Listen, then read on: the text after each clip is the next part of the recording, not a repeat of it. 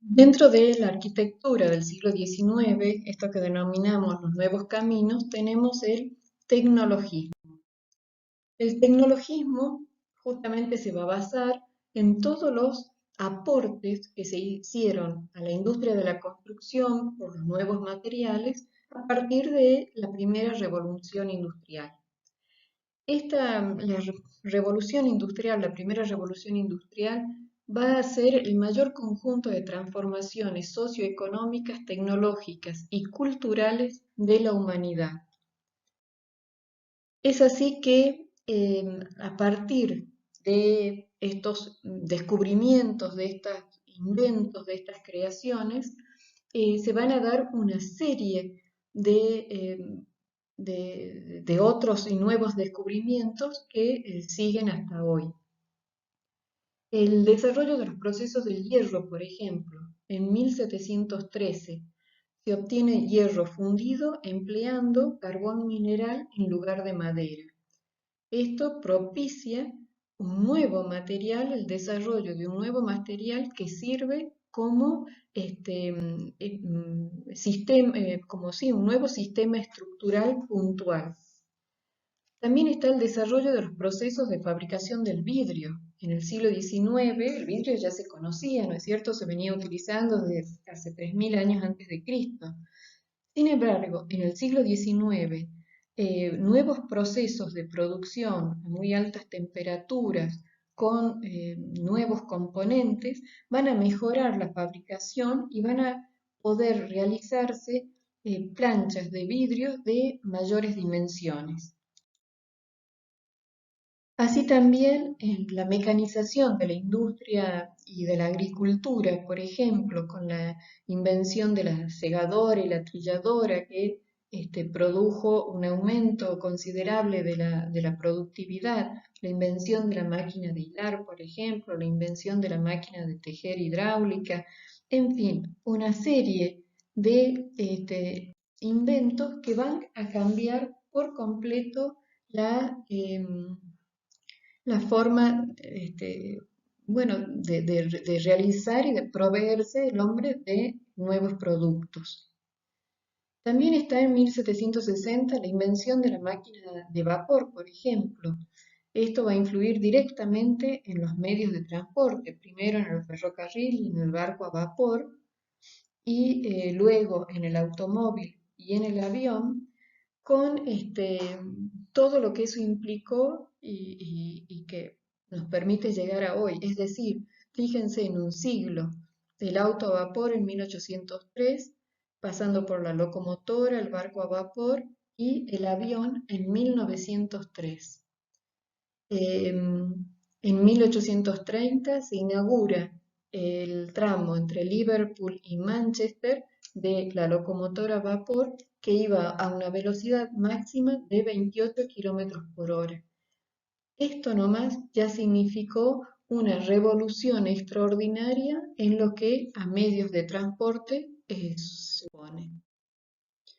La segunda revolución industrial va a profundizar aún estos cambios y en el caso concreto de la construcción va a ser fundamental por la producción masiva de acero que se va a poder realizar a partir del convertidor de Bessemer. Entonces, el hierro combinado con el carbono va a propiciar o va a producir un nuevo material mucho más duro y más resistente que el propio hierro. Y esto se va a producir en mayores cantidades y a menor costo. Y entonces, entre los nuevos materiales vamos a tener el hierro, el vidrio, el acero y también el hormigón armado.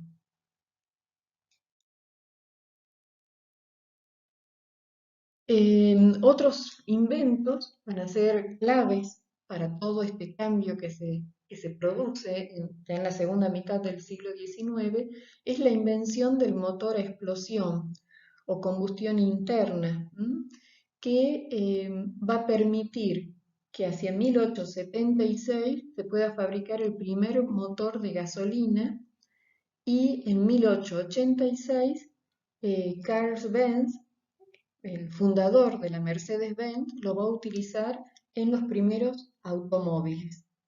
De ahí en más, todos fueron avances, ¿no es cierto?, hasta los autos que conocemos hoy y que se siguen diseñando para mejorarlos en forma permanente.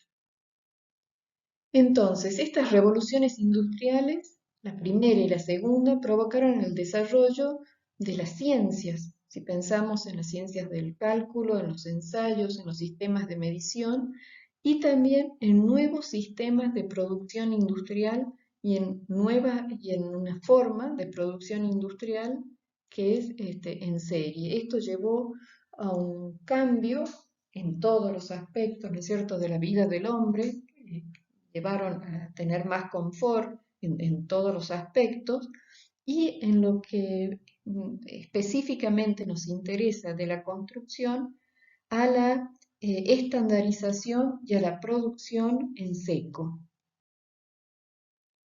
Y entonces vamos a tener la aparición de estos nuevos materiales, que ya dijimos, hierro y cristal, hacia mediados del siglo XIX, el acero hacia 1856 y el hormigón armado hacia fines del siglo XIX. El desarrollo entonces de todas estas ciencias, de estos sistemas de cálculo, de estos ensayos, de estas formas de medición, van a provocar que se puedan realizar edificios de mayores luces, montaje en seco, en forma masiva y estandarizada. Y así tenemos tres ejemplos muy claros, que ya los vamos a ver con más detenimiento. El uso de hierro y de láminas de vidrio para el Palacio de Cristal en la Exposición Universal de Londres, la estructura de acero como elemento estructural puntual para los edificios en altura y la estructura de hormigón armado hacia fines del siglo XIX. Un primer ejemplo que tenemos de una estructura realizada íntegramente en hierro es el puente de Colebrook Dale sobre el río Severn en Gran Bretaña. Una obra realizada por Abraham Derby, es una primera estructura construida íntegramente en hierro que cubre 60 metros de longitud y tiene 18 metros de altura. Esto implica, para la época, segunda mitad del siglo XVIII, un enorme alarde estructural que actualmente está en uso. Ya con hierro y vidrio tenemos el Palacio de Cristal que se realiza para la Exposición Universal en Londres. Quien lo diseña fue Joseph Paxton, un constructor de invernaderos que al fracasar, porque se llamó un concurso internacional para realizar este gran pabellón, y hubieron muchas propuestas justamente en estos materiales, pero en ningún caso se podían recuperar los elementos del edificio una vez que fuera desarmado. Entonces, Paxton es el que hace esta propuesta y asegurando que se podrían recuperar cada una de las partes. La planta va a cubrir una superficie de 563 metros de largo por 124 metros de ancho y tiene una altura en el punto más alto del crucero de 33 metros. Es una estructura compuesta por vigas y columnas de hierro que sustentaban las placas de vidrio. Estas cerraban todo lo que era la composición.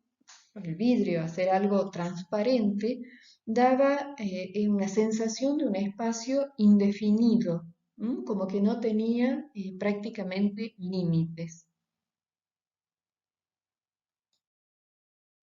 Las ventajas que presenta este edificio este nuevo edificio, ¿no es cierto? Porque aquí se plantea una nueva relación entre los medios técnicos y el fin buscado en cuanto a lo representativo, lo simbólico y lo expresivo.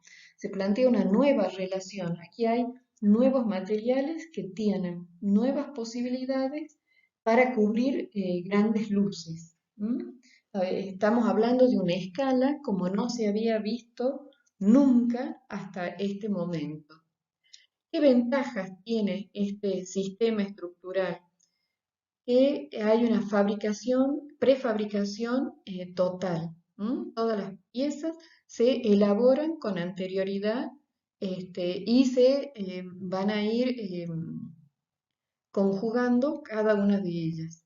Hay una rapidez en el montaje, recuperación, se pueden recuperar todos los elementos y los desagües, por ejemplo, se van a ocultar al interior de las columnas.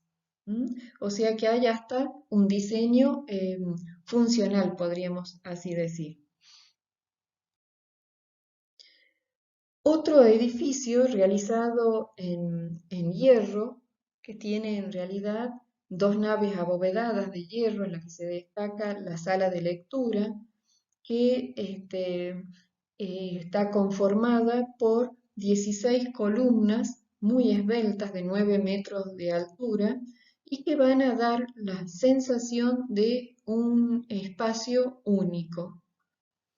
Se trata de la Biblioteca Nacional de Santa Genoveva en París, realizada en 1854. Esta es la imagen que presenta al interior, algo absolutamente novedoso.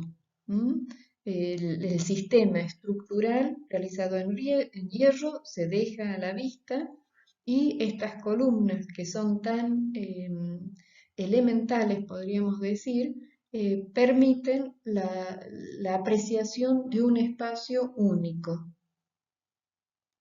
Al exterior, el edificio tiene un lenguaje absolutamente tradicional, que no se puede intuir que al interior tenga esa resolución estructural. La Exposición Universal de París, realizada en 1889, va a ser otra oportunidad para mostrar los avances, los progresos en cuanto a las nuevas tecnologías, los nuevos materiales.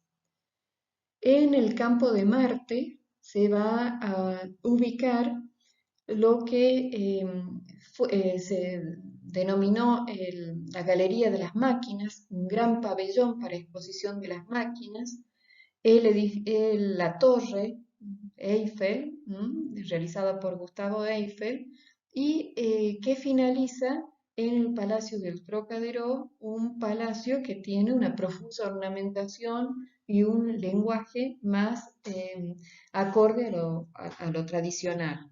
En cambio, estos dos elementos, la torre y la Galería de las Máquinas, son obras nuevas realizadas con hierro y con un lenguaje que justamente deja el material a la vista y muestra cómo ha sido construido, cómo han sido construidos.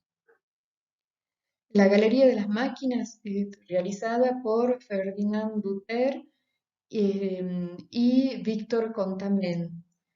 Está resuelta a partir de 20 arcos triarticulados, lo que va a permitir no tener apoyos intermedios. Este gran espacio va a estar flanqueado por dos naves laterales.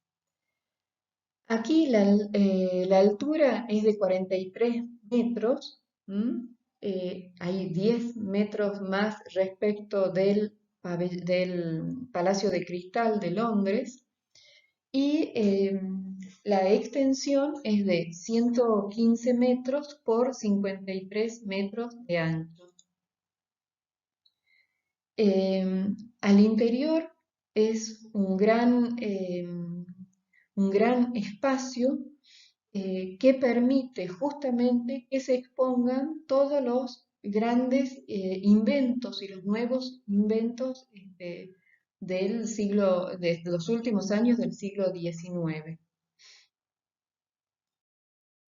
Y la torre Eiffel, que sin duda, y ustedes sabrán que provocó grandes controversias y fue muy criticada su instalación, este, mm, porque justamente dejaba toda la estructura a la vista. eh, Gustavo Eiffel debió hacer una defensa de ello y a la vez de la capacidad de diseño de los ingenieros. Él dice, creo por mi parte que la torre tendrá su belleza propia, porque nosotros somos ingenieros. ¿Creen ustedes que la belleza no nos preocupa en nuestras construcciones y que incluso al mismo tiempo que hacemos algo sólido y perdurable, no nos esforzamos por hacerlo elegante? ¿Es que las auténticas condiciones de la fuerza no son siempre compatibles con las condiciones secretas de la armonía? Ahora bien, ¿cuál es la condición que yo he tenido en cuenta en lo relativo a la torre? La resistencia al viento. Entonces, en su preocupación por hacer que este edificio, que iba a tener 300 metros de altura, fuera resistente al viento, él ve que en eso, en solucionar ese problema, iba a estar, iba a conllevar la belleza propia de la torre. ¿M? Tiene una base cuadrada de 125 metros de lado y, como les dije, 300 metros de altura, y llevó su construcción 21 meses. Es decir, se están dando escalas y tiempos de construcción con materiales completamente nuevos, absolutamente novedosos, algo que nunca se había realizado hasta entonces. Fíjense lo que es la escala de la torre en una foto que es, bueno, de la época de su inauguración. Y hoy resulta todo un símbolo de la ciudad de París. Hierro, madera y mampostería en edificios que van a ser los antecedentes de los rascacielos realizados en la ciudad de Chicago, en este caso por el Barón Genet. Es una planta con estructura puntual, son columnas de fundición de hierro, pilares de piedra hacia la fachada, pero que no son los que soportan la carga del edificio, solo cargan su propio peso. Es decir, estos pilares de piedra son los que van a realizar el revestimiento del edificio. ¿M? En Chicago se había producido unos años antes un gran incendio, entonces estas columnas van a ser recubiertas eh, como protección contra el fuego. Y pocos años después, el mismo Le Baron Genet va a realizar otro edificio en la ciudad de Chicago con estructura ya de acero. Esta aleación que decíamos entre el hierro, del hierro y el carbono, que va a producir un material mucho más resistente. La estructura también es autoportante y también va a estar revestida por mampuesto por el tema de la protección contra el fuego. En la ciudad de Nueva York se va a realizar con acero, con cables de acero, el puente de Brooklyn, que va a unir Manhattan con Brooklyn. Ya la luz que se va a cubrir es de 1825 metros. ¿Recuerdan ustedes ese primer puente de hierro realizado a mediados del siglo XVIII, íntegramente en hierro, pero que cubría una luz de 60 metros? Ahora estamos en 1825 metros de largo y 26 metros de ancho. Es el primer puente suspendido por cables de acero, construido también con piedra caliza, granito y cemento. Un enorme alarde estructural hasta el día de hoy, hasta el presente.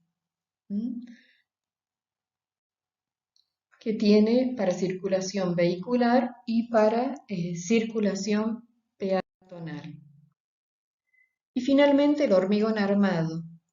Tenemos dos personajes que tienen la particularidad, el primero, Joseph Monnier, un francés, de trabajar en el tema también de jardinería, de invernaderos, y él va a patentar un sistema de hormigón combinado con mallas de alambre.